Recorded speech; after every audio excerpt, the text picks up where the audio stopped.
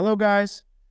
And if you do love a Reddit story, why not consider hitting that subscribe, maybe that notification bell too.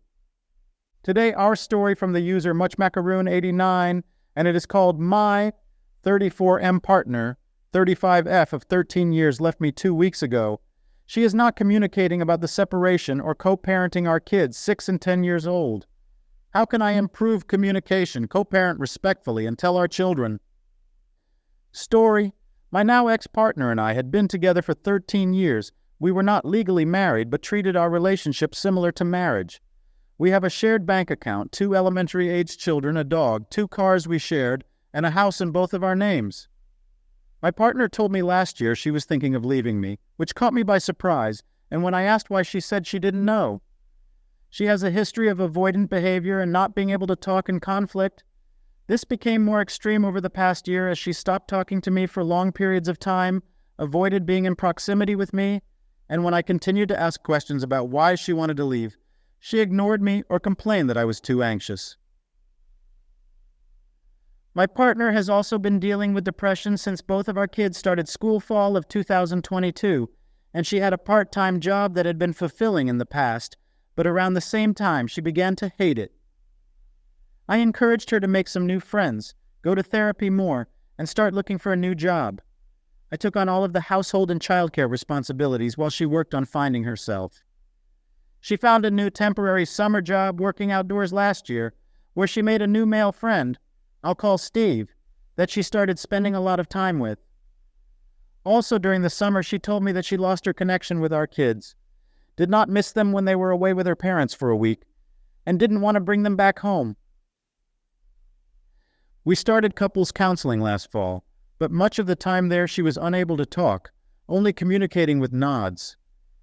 Sometimes it seemed like she was making improvements only to fall back into not speaking to me again. In January, she finally started taking medicine to deal with her depression, but then asked for a trial separation. She moved into a friend's guest room and originally agreed for the kids to stay at home for school nights, since it was just a trial and we didn't want to disrupt the kids. Since then, she has found a new interest in being a parent, I think because of her friends telling her this would look bad in court for custody. We had been very adamant that we wanted an amicable separation with 50-50 shared parenting if it came to that, so her mention of court was alarming. Before the separation started, she tried talking to the kids without me to explain the separation, something we explicitly agreed not to do. She then spent every week arguing with our couples therapist over her time with the kids. In the first week of the trial, she spent the night with Steve on a work trip and lied to me about it and about not wearing her ring. I had told her last fall about how I felt uncomfortable with their relationship as she was talking and spending more time with this other guy than me. On the 3rd week of what was to be an 8-week trial separation, she ended things for good. When I asked her why, she said because I made her nerves feel bad, and she felt better when she was away from me. When I asked for clarification of what that meant, she said she didn't feel emotionally safe with me. And when I asked why, she said for a lot of little reasons, I couldn't change. In the 2.5 weeks since this day, she has not dealt with the shared parenting agreement I wrote up to give each other even 50-50 custody of the kids. This was important to me as the state we are in considers an unmarried mother the sole custodial guardian of the children, even if I'm their father on their birth certificates. She's also ignored many of my calls and texts when attempting to discuss our plans with the kids, how we swap them, and what things they need with them.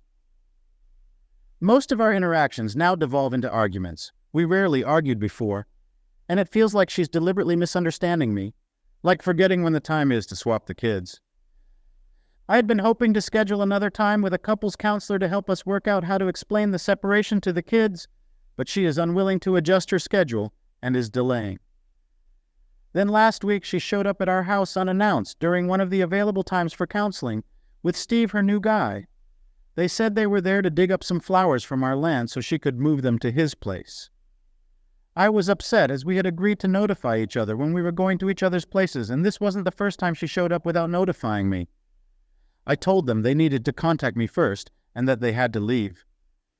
They argued with me for a while. Her name is on the deed, so legally she can be there. It's just not the right thing to do. Then Steve asked me if they didn't leave if I'd come beat him up. A weird escalation while they both held a shovel and pickaxe, and I was alone and unarmed. They also had parked me in the driveway so I couldn't have left. Eventually they left. I kept my distance and locked the doors.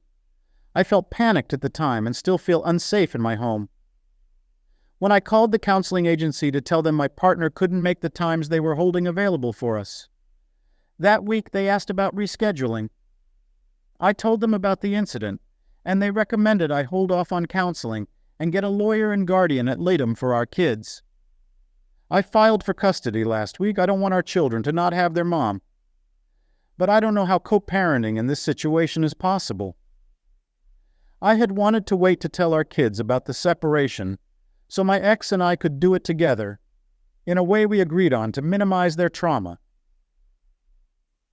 I don't know if that's possible anymore or what I should do. I'm worried that taking legal action will alienate me from our small community as people take sides, and that people won't believe that a man larger than his former spouse could be subject to emotional abuse and potential physical harm by a smaller woman. Comment 1 from user Ali Aldea, attorney here. Time to put the pride to sleep and act like the victim you are.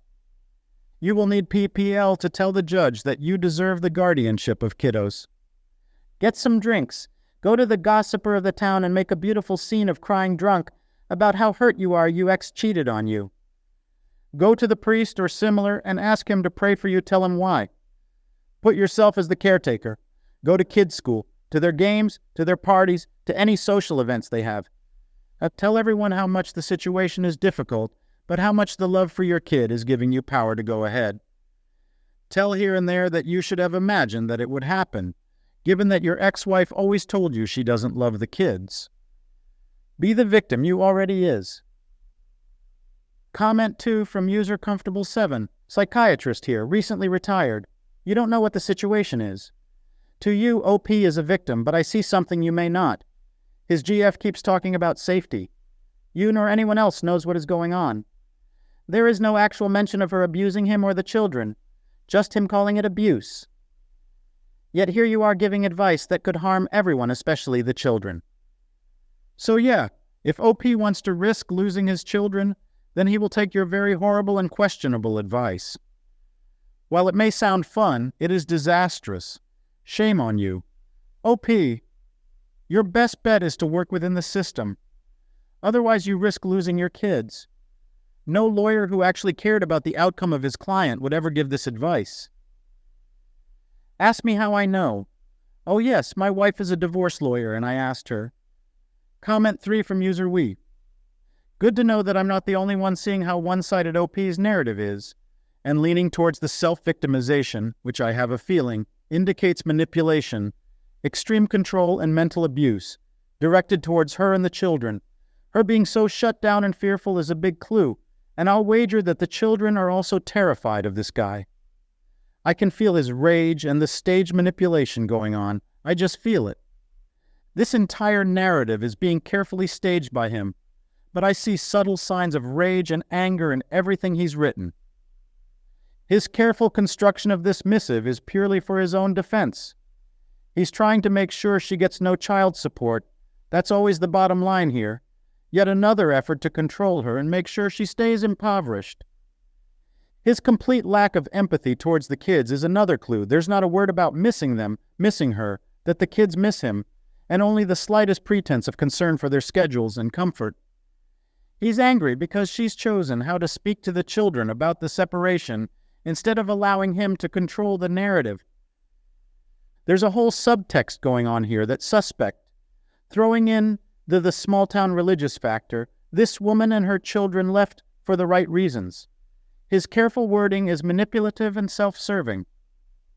He's more concerned about his appearance in the community than in her well-being, although he tries to parse that in there. This particular poster's wording is interesting, especially the use of the word pray.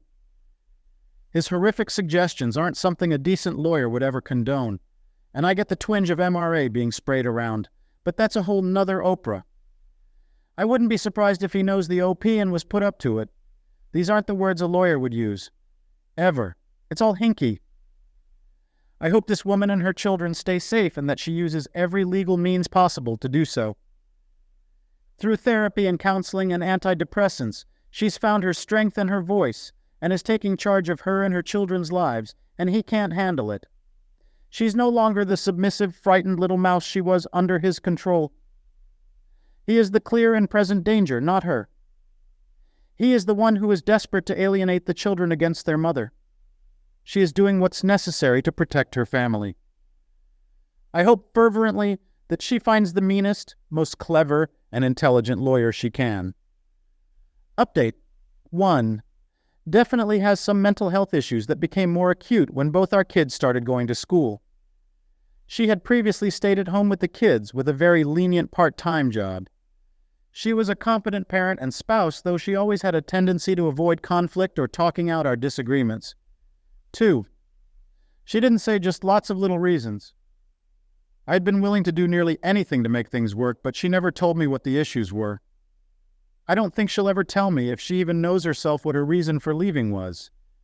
I'd like to learn something from all of this beyond making sure people can talk through conflict and not stigmatize mental health.